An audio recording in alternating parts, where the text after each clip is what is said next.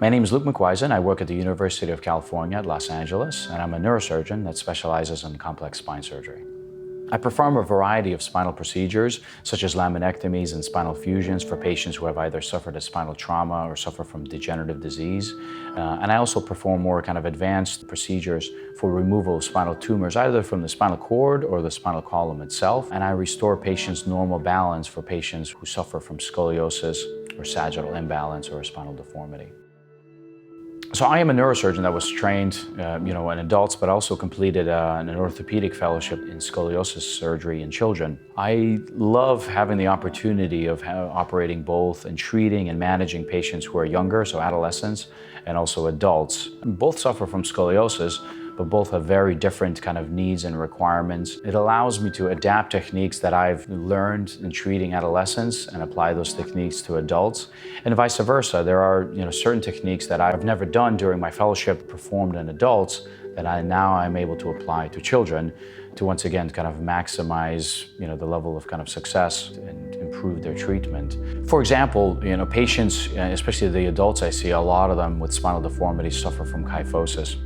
Knowing what we have learned in terms of sagittal balance in adults, both for lumbar lordosis and thoracic kyphosis, has changed my practice on how I manage adolescents. As opposed to just restoring basically the coronal balance in children, I pay a lot of attention to the lumbar lordosis and normal thoracic kyphosis, because we know those are the things that will kind of lead to problems later in their life.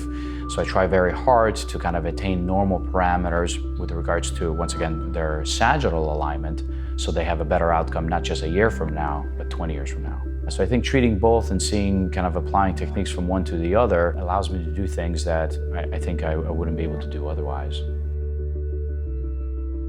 So I think the most fascinating thing that we're doing in our laboratory is we're developing this idea of a quantitative diagnosis in spine. As opposed to just relying on a physician's knowledge and a singular MRI image or X-ray, we train these computer models using hundreds and thousands of images and use machine learning, or commonly referred to as AI, to develop a very specific quantitative diagnosis for that patient.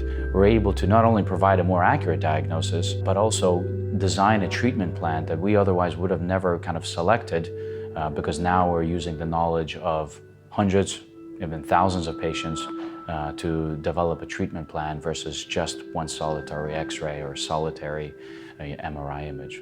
I think in the end what this will do is significantly improve patient outcomes and improve the quality of life of patients who suffer from spinal disorders. I think the next frontier in medicine is not just limiting ourselves to providing a quantitative diagnosis, but providing a quantitative outcome to the patient.